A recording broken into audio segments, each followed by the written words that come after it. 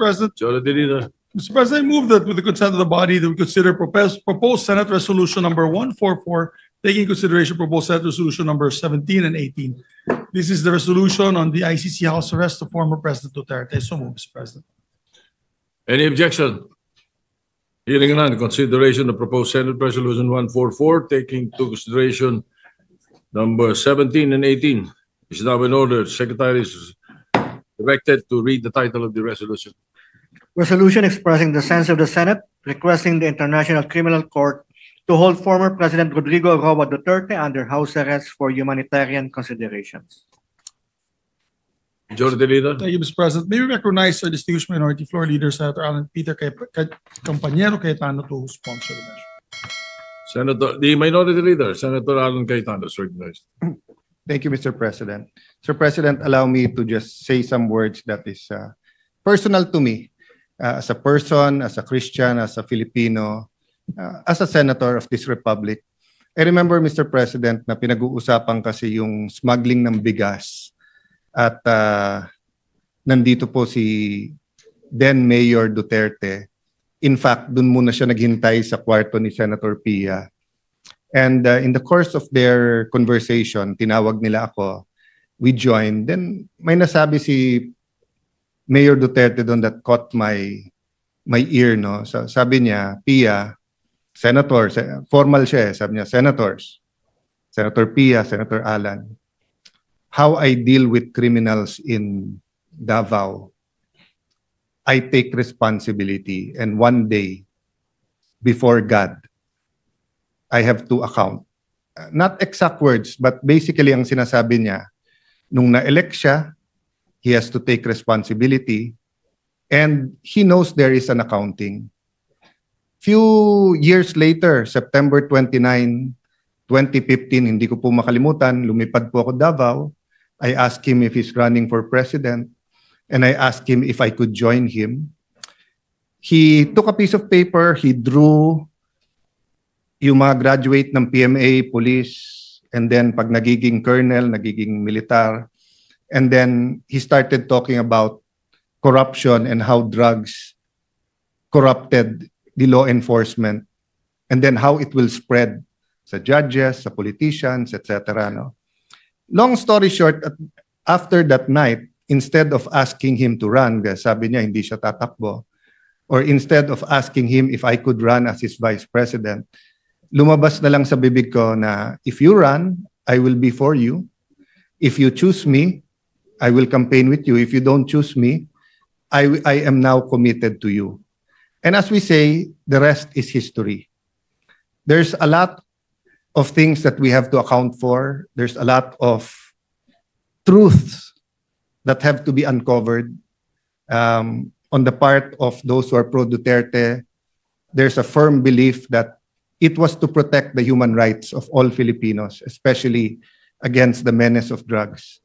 On the side of some human rights activists, tingin nila this is some deranged maniac who just wants to kill everyone. So, yun yung extremes. But I remember, I think a year, 2 years ago, I met a pastor, nagkukwentuhan kami. Then he said a prayer, then he told me, you know, Alan, God wants you to know that Duterte is not as good as how his supporters describe him to be. But he is also not as bad as how his detractors want him to be or describe him to be. The point is, Mr. President, we can go back and forth about history, but the wheels of justice is moving, whether here in the country or in the ICC. Having said that, I know 3 things. 1, you are presumed innocent until you're proven guilty. And all human rights activists will say, yung tunay ha, hindi yung nagkukunwari na human rights activist. Ang sasabihin po, yung humanitarian treatment. Meron po kasing nagsasabing human rights activist pero siya, bakit siya? Hindi niya binigyan ng due process at pinatay niya. I can't help but remember people like Rene Sagisag who stood tall here in the Senate na kahit anong baho nung kaso o nung issue, pagtingin niya dapat may magtanggol, pagtatanggol niya. Di ba? Kasi sabi niya, they deserve a lawyer. No matter how you think they're guilty, etc. So there are a lot of human rights activists we should and we can and we should pay tribute to. But my point is this: it is not against the tenets of human rights to allow any person, especially a former president of the country, to be under house arrest or to be under a country supervised under ICI, especially in the condition of President Duterte, who is 80 years old, who is, well, at least when he was brought there, was mentally strong. I don't really know how he is now. Pero, Mr. President, I mean, tayo, magkakasama tayo nung pandemic. You were Senate President, I was Speaker, Senate Majority Leader, was Majority Leader. Grabe po yung lungkot nung sa bahay, opisina ka lang. We were still holding office, pero can you imagine how President Duterte is coping now? So I'll oversimplify the resolution, and I know members of the Senate, especially the minority, will also speak. No, most of us here served with President Duterte, regardless whether we're always in agreement, disagreement with him. I wasn't always in agreement with him. No, but having said that, Mr. President, ang appeal lang po is humanitarian treatment, and ang appeal po is that we do it as a country. So first step ang Senate, but I'll use this podium to appeal to Malacanang. Might disagree very much with the Dutertes now, with all his children or most of his children, with some of his grandchildren, with people who claim to be Duterte diehard supporters. But again, balik tayo sa humanitarian. Pag tinakpan natin yung pangalan o yung mukha niya at ganun yung sitwasyon, tutulong ba tayo o hindi? Di ba? So, I was looking for something to read the other night. Nabuksan ko po yung isang libro saying, hindi bago nung sinabi ng Panginoon Jesucristo, love your enemies, pray for them, pray for people who prosecute you. Sabi sa Leviticus pa lang, nandun na yon. So I guess part of our struggle as a people is, how to deal with each other when we disagree politically. And again, hindi ko po binababa yung temperature. Human rights is important. All these issues should be threshed out, and it will be threshed out in the ICC. Di ba? May ICI ka na dito, may ICC ka doon. So, but one thing we don't want to do, is to see the former president suffer as if it is a punishment when he has not been convicted. So, Mr. President, this is not only for him, but it is for us as a nation. I cannot imagine what the country will do if something, I don't want to say it, but if something happens with him in the detention center at wala man tayong ginawa. So I'd like to thank you, Mr. President, the Majority Leader. I'd like to thank our colleagues that we took this up today, but I'd like to appeal to the palace na pag-aralan din nila. Just on that humanitarian, huwag nyo nang pansinin lahat ng tumitira o nagsasabi sa inyo o sa politika. Ang punto dito, he's a citizen of our country, he's 80 years old, he needs medical attention, he needs his family, he needs people to talk to. So thank you for this opportunity, Mr. President, and may I defer naman to the Majority Leader who will also sponsor this measure. Thank you, Mr. President. Majority Leader. Thank you, Mr. President. May I be allowed to just co-sponsor the measure? If I may. Proceed. Thank you, Mr. President. Mr. President, yung akin dito hindi politika. Hindi na politika po. Whether I'm administration or on the other side, I'm for the country. You know that. I'm for the Senate. I believe in the Senate. And I believe the leaders of the Senate, the leadership of the Senate, and of course the leaders of our country. We want our country to move forward. But out of humanitarian concerns, I have a father, Mr. President, who's 85 years old. He might be listening right now, as a matter of fact. And as 85 years old, he has to be assisted. Because once you're over 80 years old, po, your balance, you have a problem with your balance. I see that with my father and my mother that has to be assisted. She's 82. Mr. President, yung tatay ko may medyo hindi na early stage dementia kasi minsan nakakalimot na rin siya sa mga anak niya. At talagang pag ganun ang stage, pati gamot nakakalimutan niya. So imagine you have a leader, former leader of the president, on isolation in that area na not assisted, talagang madideteriorate yung tao, Mr. President. We accord in the Philippine law accords persons of or detainees, persons deprived of liberty, a chance to see their family, a chance to even get visitors from not just family members but also other members of their circle. I remember also former President Joseph Estrada was given hospital arrest, and he was also given he was accorded certain liberties even when he was arrested. Former President Gloria Macapagal Arroyo also was given hospital arrest and given certain liberties also while arrested. Ako, hindi na po ito politika. Huwag nyo nang isipin, DDS o Marcos or kabila. Hindi po. Ito po, I'm speaking as a son who has a father that has the same illnesses that the president is feeling right now. So mine is more a humanitarian, compassionate request. That's why we toned down the resolution, Mr. President. Ginawa ko na lang po one-page resolution, just showing in view of his age and deteriorating health, asking the ICC, we're just appealing to the ICC to allow it within the rules. It's allowed within the rules. As a matter of fact, there has been instances in the past that they granted this kind of privilege to persons with deprived of liberty. So yun lamang po, Mr. President. I don't want to belate the point any further. Hindi po to politika, hindi dahil ganito ganyan. Walang political color to. It's just for humanitarian reasons, Mr. President. I know some of the families who are victims who would probably be angry at me, and I understand that. Pero yung akin siguro, if the position was done on anybody, sabi nga ni Senator Alan, may it be anyone, as a Filipino citizen, deprived of liberty abroad, we always grant help that we can. As a matter of fact, many death row inmates who've done karumal-dumal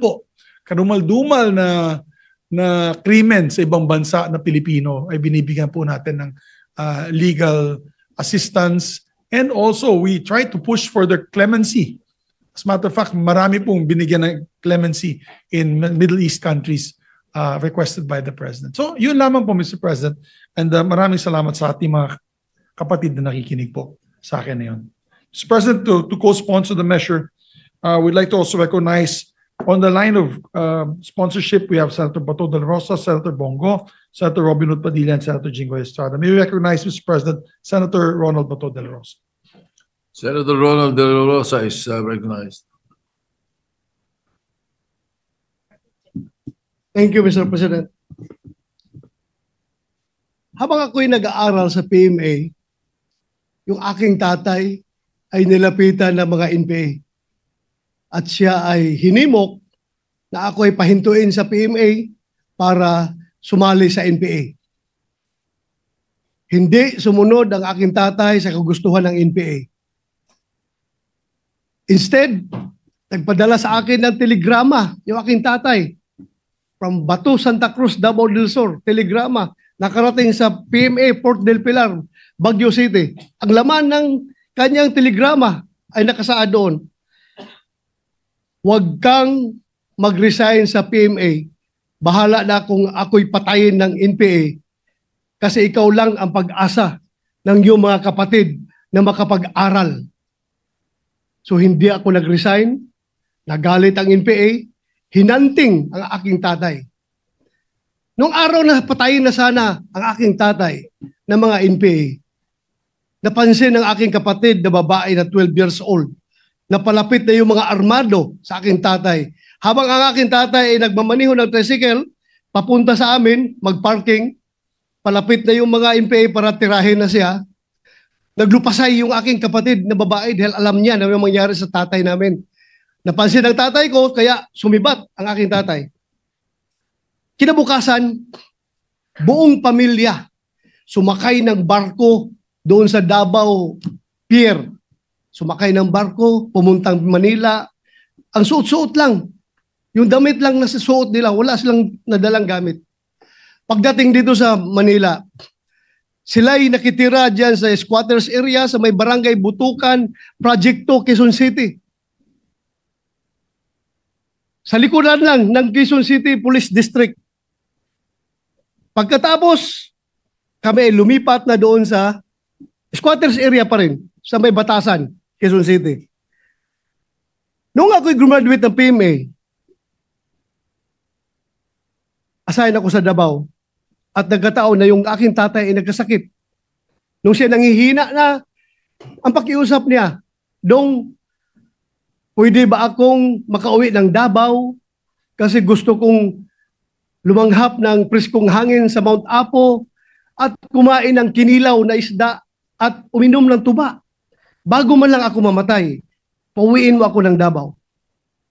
Sabi ko, Tay, hindi ka pwedeng umuwi dahil hanggang ngayon hinahanting ka pa ng NPA sa galit niya sa iyo. At kung uuwi ka, hindi kita mabantayan. Dahil busy ako na sa bundok ako ng Surigao, bundok ng Davao, nag-ooperate ako, naghahanap ng NPA. Ang trabaho ko, hindi kita maalagaan, hindi kita mabantayan. Namatay siya na hindi nakauwi ng Davao. Inuwi namin siya na bangkay na sa Davao. Napakalaki na pagsisisi ko. Sabi ko sana, nakauwi man lang siyang buhay. Ngayon, Mr. President, alam ko, kahit na wala akong direktang komunikasyon kay Pangulong Duterte, alam ko, deep inside my heart, bilang aking pangalawang ama, si Pangulong Duterte, alam ko deep inside my heart na the same message ang gusto niyang iparating sa akin. Bato, pauwiin mo na ako sa Davao para makakain ako ng munggo. Makakain ako ng inuunan na isda. Kaya, pag aking pakiusap ngayon sa ating mga kasamahan sa bulwagang ito, na sana, hindi pa huli ang lahat. Hindi pa huli ang lahat na sana tayo magkakaisa. Kung mabigat man sa kalooban ninyo, ako'y nakikiusap. Na sana, isang tabi muna natin ang politika at ating paghariin sa ating puso ang ating pagiging Pilipino. Na kung saan nakaukit sa ating kultura at sa ating tradisyon ang pagmamahal, pagrespeto, pag-aruga sa mga matatanda, sa may mga sakit, at sa mga mahihina. Yan po ngayon si Pangulong Duterte. He is old, he is sick, and he is very weak. Very weak na hindi na siya makatayo. Hirap na siya makatayo ngayon. Kaya ako pinakiusap sa inyo na sana bago huli ang lahat. Alam ko suntok sa buwan itong ating pinapasa na resolution, Mr. President. ICC is beyond our control. Pero at least nakikiusap man lang tayo. Bago man lang pumanaw si Pangulong Duterte, bago man lang siya mamatay, sana maramdaman niya na somehow merong isang sangay o isang sanga ng gobyerno, partikular ang Senado, na nag-iisip na siya ay sana makauwi at mailagay sa house arrest. Yun lang po aking pakiusap, Ginoong Pangulo. Sana suportahan natin ang resolusyon na ito. Maraming salamat at magandang hapon sa ating lahat. Mr. President, Sure, the leader. may we recognize Senator Christopher Bongo. Senator Christopher Bongo is recognized. Mr. President, I rise to appeal to our colleagues to support measures urging the government to advocate before the International Criminal Court for the interim release of former President Rodrigo Duterte or just place the former president under house arrest. Mr. President, I believe that there comes a time when the measure of a nation is not in the strength of its laws but in the depth of its compassion. Ang tunay na malasakit, simpatya at kalinga natin sa isa't isa ay ang totoong sukat ng ating makatarungan at makataong lipunan. Pilipino rin po si Tatay Digong. Last Saturday, nagpalabas po ng official statement si Vice President Sara Duterte hinggil sa insidente kung saan nadatnan ng mga personnel ng ICC detention facility si Tatay Digong na walang malay. Kinumpirma rin po ito ng kanyang abogado. Kinakailangang dalhin si Tatay Digong sa ospital upang masuri kung meron ba siyang injuries, lalo-lalo na po sa kanyang ulo. Sa totoo lamang po, nung nabalitaan ko po ito, ang sakit, napaluha po ako. Sobra pa po sa tatay ang turing ko sa kanya. At kahit na hindi na po siya presidente, maalala ko December, November, monthly po siya nagpapa-medical check-up sa Cardinal, and he is scheduled nung March 12, December, January, February, March 12 para sa follow-up check-up niya. Kahit linggo po, sinasamahan ko yan. At alam ko po yung mismo yung gamot niya, 27 po yung pinapadala ko sa kanya, nag-order yung mga nurse niya. Tsaka hindi niya talaga sinasabi kung na-slide siya noon. For the past 3 years, ayaw niyang sabihin sa common law wife niya, sa partner niya si Ma'am Hanilet, na tinatago niya parati sa kanya. Sa akin siya tumatawag, sabi niya, wag mong sabihin. Ayaw ko nang magpa-check up. At ang makakapagdala sa kanya sa ospital, yung doktor lang po niya.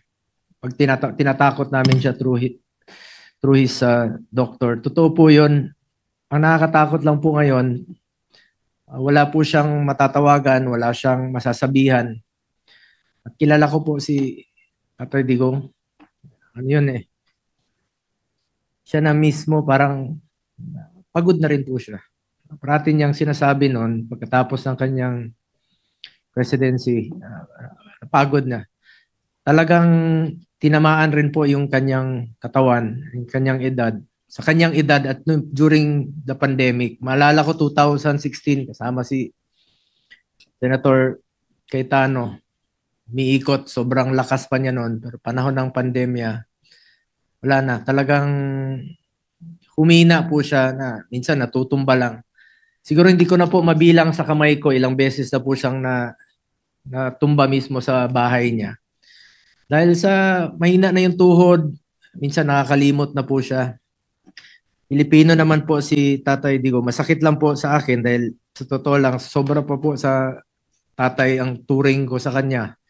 Mas nakakasama ko po siya for the past 25 years kesa sa totoo kong tatay. Totoong tatay ko, 5 taon ko hindi nakikita. Tatay Digong, 350 out of 365 days. Nakakasama ko siya until 2022 dahil tapos na po ko yung termino niya at may trabaho naman po ako dito sa Senado. Ang nakakalungkot po dito, baka God forbid, meron pang mas malalang mangyari sa susunod sa kanya. Mas nakakatakot po yun kung doon po mangyari ito sa ibang bansa. Ako po'y nakikiusap sa ating mga kasamahan, kahit nga sabi ni Senator Bato, suntok sa buwan po ito. Bago po huli ang lahat, sana po'y maramdaman naman niya yung ating suporta. Kahit pa paano naman po'y naglingkod po siya sa atin ng 6 na taon ng buong puso. Hindi na po tatakbo ng presidente, dapat yon. Pero sa hindi po inaasahang pagkakataon, tumakbo po siya at pili po ng Pilipino. Former President Duterte has absolutely no intention to evade or escape accountability. If any, ilang beses na niyang sinabi, he takes full responsibility for his decisions. Ang hinihingi lang po natin ay konting konsiderasyon lang po para sa isang Pilipino na naging leader natin noon, na talaga naman pong binigay niya po ang lahat para sa ating mga kababayan. Di po ako titigil sa aking pakikiusap sa lahat. Let's bring him home. Hindi po sanay mag-isa si former President Duterte. Mahirapan talaga yon. At hindi ko po alam kung hanggang kailan niya po matitiis na mag-isa. 2 araw lang, naghahanap ng kausap yon, naghahanap ng mapupuntahan. Sana po magkaisa po ang Pilipino. Sana po, wag nating ipagkait kay Pangulong Duterte ang karapatang dito na po tumanda sa atin. Sana po ay matuldukan na po ang pagkawatak-watak nating mga Pilipino. Ang gulo na po ng ating bayan. Mas lalong gugulo po kung merong mangyari sa kanya. Once again, I'm appealing to our colleagues to support and call for the house arrest of former President Duterte. Kung ano man pong pwede nating maitulong sa kanya bago huli na po ang lahat. Maraming salamat po, Mr. President. Majority Leader. Thank you, Mr. President. Next to sponsor the measure, Senator Robin Hood Padilla, Mr. President. Senator Robin Padilla is recognized. Maraming salamat po, Ginoong Pangulo, at sa ating pinunong mayorya. Una po sa lahat, gusto ko rin po magpasalamat sa mga senador na nagbigay po sa amin ng lakas loob upang ilapit po sa inyo itong usapin na ito. Alam niyo po, mga kasama, ang pagkakakilala ko po kay Tatay Digong, kaya po siya ay aking iniidolo. Ito pong taong ito ay matapang na tao. Nasa kanya po lahat ang katangian, parang isang katulad ko ay sumaludo. Pero dumadating po sa punto na ang isang tao ay tumatanda. Alam niyo po, kung ikukumpara ko yung pangungulungan ko dito sa Pilipinas, sa pangungulungan ng ating Tatay Digong, ay napakalayo po. Sapagkat ang kulungan po natin ay hindi po parehas ng kulungan sa ibang bansa. Si Digong po ay nakakulong sa napakaliit na kwarto. May oras po para siya ay lumabas.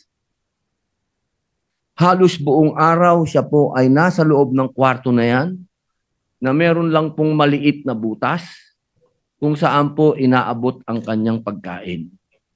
Napakahirap po dahil dito po sa atin, sa amin sa Muntinlupa, ang tawag po namin doon Bartolina. Yun po ang itsura ng kinalalagyan ni Tatay Digong. Siya po ay nasa Bartolina. Wala po siya doon nakakausap, wala po siyang nakakakwentuhan, at higit sa lahat, napakahirap po para sa isang nangungulungan na sa ganong edad ay nag-iisa ka, wala pong nag-aasikaso sa iyo. Alam niyo po, ang aking mahal na ina, nung siya po ay nag-umpisa na nagkaroon ng mild dementia, siya po ay 80 years old. Ang aking pong ina ngayon ay 89. Siya po ay may advanced dementia na. Kaya batid ko po kung ano ang hinagpis ng mga nagmamahal kay Tatay Digong.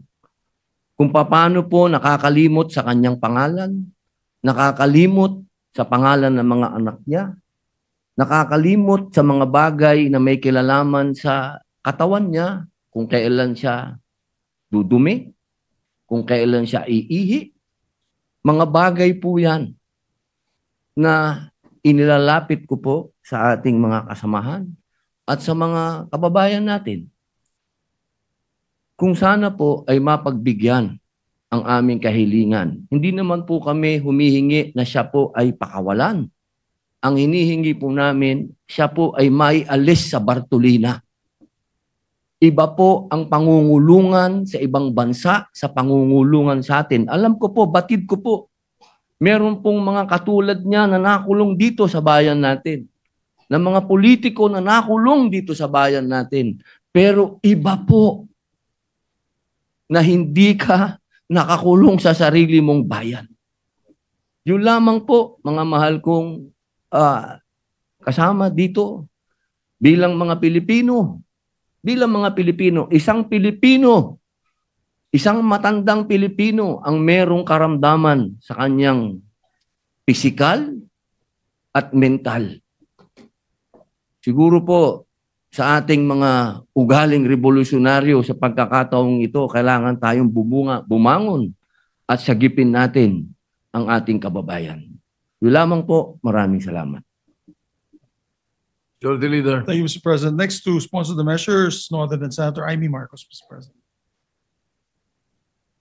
Mr. President, Majority Leader. May I co-sponsor the pending resolution and herewith enter into the records portions of the September 11 defense request for an indefinite adjournment, in particular paragraphs 3, 4, and 7, to wit, all of the medical information collated leads to an overwhelming conclusion that Mr. Duterte suffers from significant cognitive deficiencies that affect his memory, his daily executive functioning, his visual constructive abilities, and his orientation to place and time. This is concluded simultaneously by a neuropsychologist instructed by the medical officer of the ICC Detention Center at the specific request of the registrar, and for this reason, the medical data presented to the pretrial chamber is neither partisan nor self-serving. For the reasons cited above, therefore, I seek your kind humanitarian consideration and a sense of judicial mercy, and urge that we plead for house arrest. Thank you. Thank you, Mr. President. Mr. President, Yes, Majority Leader. next to sponsor, Senator Jinggoy Ejercito Estrada. Mr. President. Senator Jingo Estrada is recognized. Thank you, Mr. President. Mr. President, I would like to associate myself with the sponsorship speeches of our colleagues and express my full support on proposed Senate Resolution number 144, expressing the sense of this chamber to request the International Criminal Court to hold former President Duterte under house arrest rather than in a detention facility, to uphold the principles of humanity, irrespective of political interest or other gains. Ginong Pangulo, hindi may kakaila na si dating Pangulong Duterte sa kabila ng mga kontrobersiyang bumabalot sa kanyang administrasyon ay naglingkod sa bayan sa loob ng maraming taon bilang mayor, vice mayor, congressman, at bilang kalabing-anim na pangulo ng ating bansa. Naunawaan ko na may iba't ibang pananaw ang bawat isa sa atin dito hinggil sa naging pamumuno ng dating pangulo. Gayunpaman, hinihingi ng pagkakataon ang habag at pagpapairal ng konsiderasyon sa lumalalang kalagayan ng kanyang kalusugan. Likas sa ating mga Pilipino ang mataas na pagpapahalaga at paggalang sa mga nakakatanda. Sila na mga tagapag-ingat ng karunungan, kasaysayan at tradisyon ng ating pamilya. At gaya ng karamihan na nasa dapit hapon na ng kanilang buhay sa edad na 80 anyos, hindi na siya ang leader na kinamulatan natin ilang taon na nakaraan, matatag sa likod ng pulpito ng kapangyarihan. Bagkus, isa na siya ngayon na ordinaryong ama, lolo, at kapwa mamamayan na humaharap sa pinakamabigat na hamon ng kanyang buhay, na higit pang pinabigat ng katandaan at karamdaman. Kaya't hinihiling ko sa aking mga kasamahan, ilang mga senador ng sambayan ng Pilipino, kasama na rin ang ating mga kasamahan na sila Senator Risa, Senator Kiko, Senator Bam, na pairalin natin ang pag-unawa, pagbibigay halaga sa kalusugan at dignidad na nakatatanda, lalo na may dinadalang karamdaman. Ang pagpapasyang ito ay hindi nangangahulugan ng paglimot o pag-absuelto sa mga ipinupukol sa dating Pangulo. Pagkus ay pagbibigay ng pagkakataon na makapamuhay siya sa ilalim ng makataong kondisyon habang dinidinig ang kanyang mga kaso. Naway manaig ang ating pagkakaisa, lasakit at pagiging makatao. Dahil higit sa lahat, siya ay isa ring kapwa Pilipino. Sabi nga ng aking ama, dating Pangulong Estrada, walang tutulong sa Pilipino kundi kapwa Pilipino. Maraming salamat po, Ginoong Pangulo. Majority Leader. Thank you, Mr. President. Last but not least, to sponsor the measure, Senator Rodante Marcoleta. Senator Dante Marcoleta is recognized.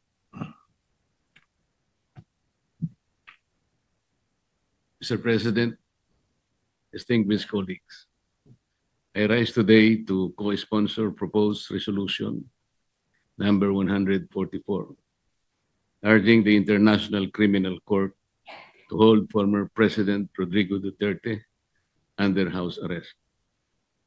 Nais ko pong linawin na tayo ay hindi humihingi ng kalayaan mula sa proseso. Hindi rin po ito pag-uusga sa merito o katotohanan ng mga kaso laban kay dating Pangulong Duterte. Ang panawagan lamang natin ay para sa isang makataong konsiderasyon. That he be allowed to be placed under house arrest given his age and frail medical condition. Mr. President, justice must never be devoid of compassion. Accountability may be demanded, trials may proceed, but at no point should our humanity be surrendered. If the ICC truly claims to uphold the dignity of every human person, then it must not deny this humanitarian plea. Thank you, Mr. President. President, Majority Leader. yes, I'm stand corrected. Senator Joel Villanueva would like to also. Senator Joel Villanueva is recognized. Thank you, Mr. President. Thank you, Majority Leader. Mr. President, please allow me to express my deepest thanks and gratitude to my colleagues in the minority bloc for pushing for this resolution that I am supporting, Mr. President. Mr. President, I am in favor of this resolution which respectfully urges the International Criminal Court to consider placing our former President, Rodrigo Duterte, under house arrest on humanitarian grounds. Mr. President, given his advanced age and reported health concerns, this measure affirms the principle that compassion and human dignity must never be set aside, regardless of political views, regardless of political color, or even legal proceeding. Mr. President, I am known to be not a fully supporter of the Duterte presidency. I have been the chairperson of the Senate Committee on Labor for quite a long time. And during that time, magkasama po yung migrant workers at Committee on Labor. And every time we hear somebody, a kababayan, ano man yung dahilan na nakulong siya, na aresto sa ibang bansa, ang lagi po nating inisyal na pagkilos ay tulungan yung kababayan nating ibalik sa Pilipinas. Ibalik sa Pilipinas, dito siya litisin, masiguro na napuprotektahan yung kanyang karapatang pantao. Yun ho yung lagi, unang-unang ginagawa po natin. Nakakalungkot po itong mga nangyari. Agree man tayo o hindi sa pagpapadala sa ICC kay Pangulong Duterte. Mr. President, hindi po layunin ng resolusyon na ito na hadlangan ng proseso. Hadlangan ng proseso ng batas, hindi po layunin. Hindi rin po layunin na magsabi kung siya po ay may sala o wala. Ang panawagan po ng resolusyon na ito ay para sa isang makataong pagtrato. Isang paglapit na nagpapakita na ang hustisya ay maaari pong isabuhay ng may habag at malasakit. This representation, Mr. President, recognizes the national sentiments expressed in these two resolutions, Senate Resolution number 17 and 18. Gayunpaman, Ginoong Pangulo, naniniwala po ang kinatawan na ito na ang resolusyon na ito ay naghahangad na makamit o ma-strike yung balance, Mr. President, sa pagitan po ng paggalang sa mga international na proseso ng batas at ang pagtatanggol sa makataong pagtrato sa isang kapwa Pilipino. Anuman po ang kanyang dating posisyon.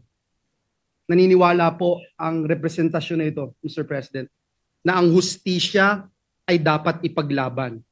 Pero hindi kailanman kapalit ang ating pagiging isang makataong lipunan. Maraming salamat, Ginoong Pangulo. Majority Leader. With that, Mr. President, there are requests from some colleagues that we make it nominal voting. Some would like to vote one way or the other, Mr. President, we'll respect that. And I just ask that if there's an explanation, we can do it after the vote, Mr. President. So I move that we, You are yes, seeking a nominal vote, for the and the resolution, explanation of the votes would be given after, Mr. President. after the voting? Yes, Mr. President, if they want, if they wish to. Well, what if we would want to explain our vote? You before- may, Mr. President. It's, of course, it was just an appeal, but you may.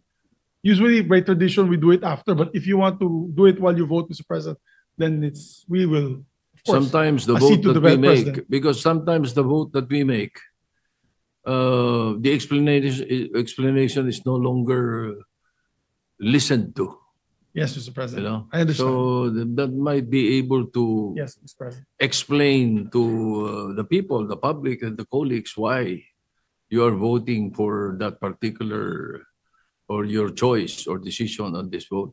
Yes, Mr. President. So, is there no period of interpolation? No more in period of amendments?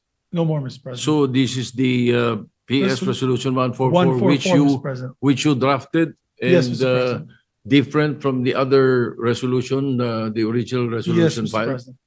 This is for me, this would have been the best compromise, where we're focusing only on the humanitarian issue at hand, Mr. President. All right. So move. So, any objection? Hearing none, the secretary will conduct a roll call, nominal voting, roll call vote. Roll call vote. Senator Aquino. Senator Cayetano Alan. Senator Cayetano Pia. Senator De La Rosa. Senator Ejercito. Senator Escudero. Senator Estrada. Senator Gatchalian. Senator Go. Senator Ontiveros. You're recognized. Senator Ontiveros Salamat. recognized. Salamat po, Mr. President. Mr. President, ginagalang kong mga kasama, with due respect sa mga may akda at taga-suporta ng resolusyong ito, nakatayo po ako dito para ipaliwanag yung aking boto ng no. Una po, sang-ayon ako na ang humanitarian considerations ay essential na bahagi ng hustisya. At tamang dapat makoncern tayo sa general welfare at dignidad ng lahat ng mga Pilipinong nasa ibang bansa, ng lahat ng ating mga nakatatanda, at ng lahat ng mga persons deprived of liberty. Pero Mr. President, hindi tayo nagdi-deal sa sufficient facts. Wala pong indikasyon na ang ICC ay nagpapabaya sa pagbantay sa kalusugan at kagalingan ng mga taong nasa kustodiya nila. May panayam rin po, ilang araw ang nakalilipas, kung saan sinabi ng pamilya ni former President Rodrigo Duterte na he is well, even jolly, at kaya pa ngang makipag-usap tungkol sa maraming topic, kasama ang politika, flood control, at love life. Ang panawagan para ang gobyerno ay mag-advocate para sa interim release o house arrest ni former President Duterte, maaring nakakouch sa humanitarian terms. Pero nagmumukha ring isa pang halimbawa ng ating gobyerno na nagbibigay ng special treatment sa isang makapangyarihang individual. Tila ba'y isa na naman itong patunay na ang batas ay marahas sa karaniwang Pilipino, pero malambot sa iilang may kapangyarihan. Kapag ordinaryong lolo ang inakusahan ng nagnakaw, pwedeng kulong agad at di makapagpiyansa. Pero dito, gobyerno mismo ang lumalaban para bigyan ng house arrest ang isang taong akusado ng mga napakamabigat na krimen. Totoo po na ang International Criminal Court mismo ay nakapag-grant ng interim release sa iilang exceptional circumstances. Pero pantay na importante, ang ICC ay nag-deny ng mga ganitong request kapag ang interes ng hustisya at accountability ay hinihingi ito. Alalahanin po natin na ang mga international courts ay nakapag-deal na sa maraming aging prisoners. Ratko Mladic and Radovan Karadzic, both convicted for genocide and crimes against humanity, continued to serve their sentences well into old age. And in fact, just this year, Mr. Mladic asked to be released on humanitarian grounds, claiming that he only had a few months to live. The court still denied him, ruling that his medical condition did not meet the threshold of an acute terminal illness that would justify release. Their continued detention was not seen as inhumane because their crimes were too grave, too devastating to entire communities. Totoo naman, si dating Presidente Duterte ay hindi convicted. He stands accused pa lamang. Pero kahit sa kaso ng mga accused persons, nagpakita ang ICC ng pag-iingat. Laurent Gbagbo, the former president of Cote d'Ivoire, was denied interim release precisely because the vast network of supporters he commanded, which posed a risk to victims, witnesses, and to the integrity of the proceedings. Eventually, Gbagbo was acquitted. His day in court came, and he walked free, not because of an early release or house arrest, but because of a judgment. Si dating Presidente Duterte din ay pwede pang umasa sa ganoon. But the path there is through trial, not through early release or house arrest. Kung tunay ngang may sakit ang dating Pangulo, hindi ba't ang solusyon ay dalhin sila sa ospital sa The Hague, Netherlands, habang binibigyan ng angkop na tulong at suporta mula sa Philippine Embassy doon? Mga kasama, ang mga atrocities ng tinatawag na war on drugs ay hindi mga guni-guni lamang. Sila ay mga winasak na buhay ng libo-libong mga mahihirap na Pilipino. Sila ay mga hiyaw ng mga nanay at tatay na ang mga anak kailanman ay hindi na umuwi. Sila ay mga walang markang libingan at yung kultura ng impunity na hanggang ngayon nagmumulto sa ating lipunan.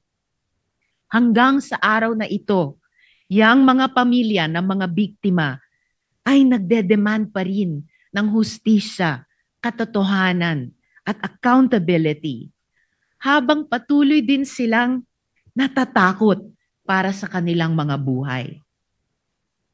Samantalang dito po tayo, nagsusulong ng humanitarian considerations para sa individual na mismong akusado ng mga krimen laban sa kanila at laban sa humanity. Noong 2016, sinabi ni Presidente Duterte na wala siyang pakialam sa human rights. At kahit iutos pa ang pagpatay, walang makakaaresto sa kanya. Immune siya dahil matanda na siya pagkatapos ng termino. Sabi niya, wala silang laban. Tama ba si Presidente Duterte? Ang resolusyong ito ang magiging sagot ng Senado sa tanong na iyan. Alang-alang sa pagrespeto sa hustisya, fairness, at alaala nung ang mga buhay nila ay ninakaw at winasak. Ipagpaumanhin niyo po, Mr. President at mga kasama, hindi ko po in good conscience masuportahan ang resolusyong ito. Bumoboto po ako ng no. Salamat po, Mr. President. Yes, proceed. Senator Lacson. Thank you, Mr. President. If only for purely humanitarian consideration and for a fellow Filipino who is incarcerated in a foreign land, hindi na po bale na siya ay tunuring kong kaibigan nung siya ay mayor pa ng Davao City. Hindi na po bale na kami nagkakasagutan madalas nung siya ay naging Pangulo sa mga isyu ng polisiya tungkol sa katiwalian, tungkol sa kanyang polisiya sa paglaban sa droga. Hindi na po bali lahat yun. Sa akin lang po, for a fellow Filipino na nando sa napakalayong lugar at nakakulong, I vote yes or in favor of resolution number 144. Thank you, Mr. President. Senator Lapid. Senator Legarda. Senator Marcoleta. Senator Marcos. Senator Padilla. Ginoong Pangulo, gusto ko lamang pong ipaliwanag ang aking boto kung bakit ako po'y bumoto ng oo, yes. Ako po'y isa sa mga nauna at nananatiling laging nasa The Hague. At marami po tayong nababalitaan doon, galing po sa mga Pilipino na nandun. Katulad po ng pagkabagok ng ating Tatay Digong. Ito po'y natagpuan na walang malay sa kanyang Bartolina at siya po ay nadala sa ospital at doon po ay alhamdulillah wala naman pong nakitang damage sa kanya. Pero hanggang kailan po kaya mangyayari yung ganito na wala pong tayong mababalitaang balita na gigimbal sa ating lahat? Nabanggit po kanina yung mga nakulong doon. Pero hindi po nabanggit ang isang namatay doon. Si Slobodan Milosevic ay namatay po daw ng heart attack sa loob ng ICC. Pero pinaniniwalaan po ng kanyang pamilya na siya po ay nabigyan ng maling gamot. Ito pong mga ganap na ganito, uulitin ko po, kailan po kaya tayo matatapos sa usapin ng politika? Kailan po kaya natin ititindig ang ating pagka-Pilipino at ating ipaglalaban ang kababayan natin na nakakulong sa banyagang bansa at nagdurusa at nag-aantay ng paghuhusga ng mga dayuhan? Yun lamang po. Maraming salamat. Senator Pangilinan.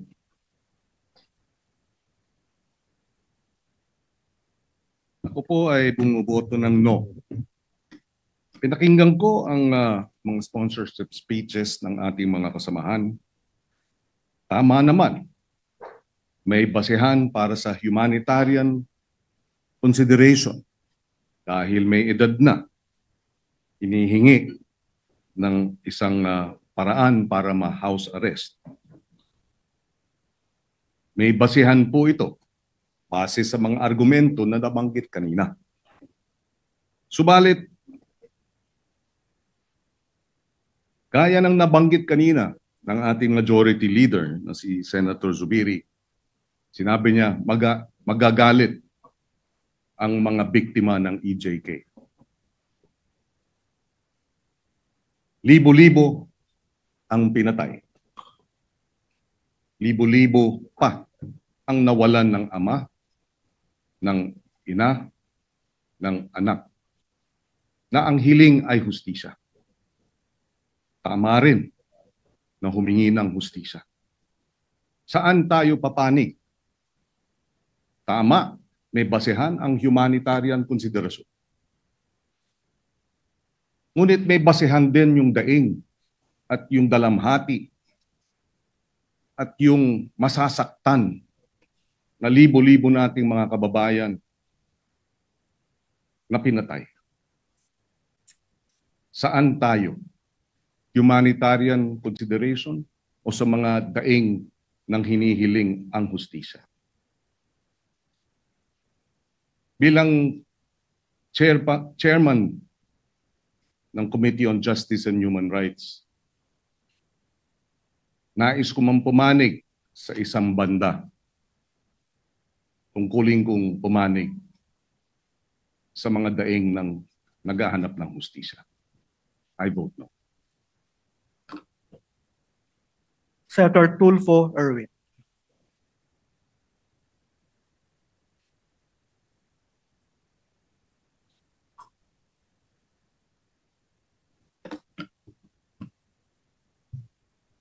Mr. President, distinguished colleagues, kada ipinayagang manatili sa house arrest. Ganon din po si dating Pangulong Gloria Macapagal Arroyo na pinayagan sa hospital arrest dahil sa kanyang kalagayan noon. In granting the same to former President Duterte, we are not excusing accountability, Mr. President. As a nation that values compassion and respect for human dignity, kahit pa po sa mga akusado, we must show the world that justice is not driven by vengeance, but by fairness and humanity. Hindi po natin hinihingi ni walang sala siya sa kanyang mga nagawa. Tama po, sa libu-libo nating kababayan. We cannot just close our eyes. What we want, we are simply affirming compassion without abandoning justice, Mr. President. The law must be firm, yes, but it must be also be humane. Maraming salamat po. May God bless our people and our nation. Thank you, Mr. President. Senator Tulfo Rafi. Senator Villanueva. Senator Villar Camille. Senator Villar Mark. Senator Zubiri. Senate President Soto III. Your Honors, I am faced with two equally important issues affecting life and liberty. To afford PRRD with the optimal condition of his detention that will be beneficial for his physical and mental health, while taking into consideration the plight of the families who are seeking justice for the alleged crimes against humanity. I am supportive of any efforts to bring comfort to PRRD and to uplift his well-being during this crucial time. However, my choice or decision in my conscience might even help in further dividing the nation. Therefore, I register an abstention. Majority Leader. Thank you, Mr. President. Maybe we also recognize Senator Cayetano. We pass. Senator Cayetano is recognized. Mr. President, may I ask how my vote was recorded? Yeah. Sir President, may I record my vote as yes, and may I brief explanation, Mr. President? Go ahead. Yeah. First of all, Mr. President, again, with all due respect din sa mga nagsalita before us who opposed, yung resolution po na ito, kasama lahat ng resolution po na final ng iba't ibang mga miyembro ng Senado, are within the rules of the ICC. Ilinawin ko po yun kasi parang sinasabi, ito yung mga president, ito yung pwede, ito hindi pwede. Galing nung research nyo, pero ang magde-decide pa rin yan ICC. At ang basehan ng decision nila ay hindi yung presidents ng ibang mga miyembro kasi iba-iba yung sitwasyon natin sitwasyon ng mga accused. So yung rules. Pangalawa po, lahat ng resolution na final natin kasama kay Majority Leader is consistent with each and every human rights convention that the Philippines signed. So what I want to emphasize, Mr. President, is iba ang vengeance sa justice Ang vengeance is an emotional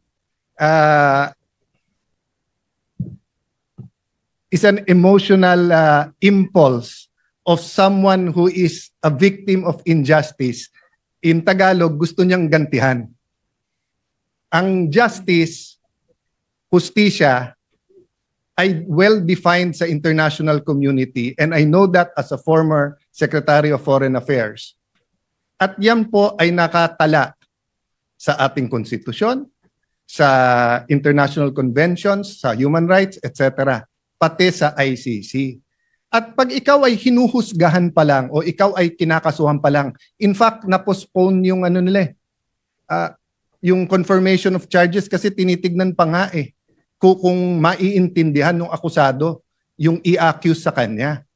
So, kasama lahat po dyan sa justice is hindi mo muna gagantihan siya habang siya ay innocent until proven guilty.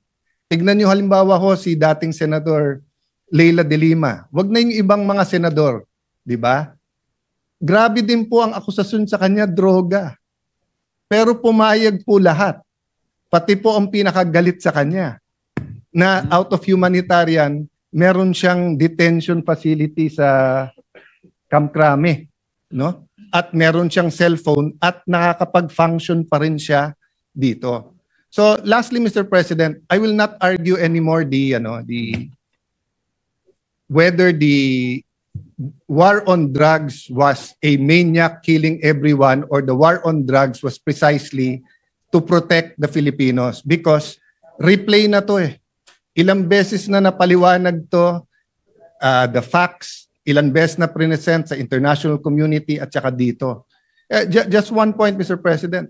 Nung tinignan natin yung dami na namatay nung Aquino administration, ay sing dami nung namatay nung first 2 years nung Duterte administration. Except that during the Aquino administration, through Senator De Lima, pinalitan nila yung definition ng EJK. EJK, kapag yan ay labor union, yan ay human rights leader na napatay. Pero pag ordinaryong tao na napatay, hindi EJK. Biglang pagdating ni Duterte, lahat ng patay na hindi natural causes, EJK. Pero pag kinumpare mo, there was 13 to 16,000 every year in the Aquino, and even before Aquino. So, again, Mr. President, we're not here to debate that. History will judge. Precisely. Our courts here, the DOJ will that. I just have to reply, Mr. President, kasi nga, it was brought up as if yun ang dinidebate natin. Ang dinidebate natin, humanitarian. Humanitarian ay walang pakialam sa feelings ng mga posibleng biktima. Kasi ang hustisya po ay bulag. Ay nakatakip po yung mata para nga walang makita. No? So even if I was a victim of a crime here, no, at masakit na makita akong magpiyansa or may house arrest yung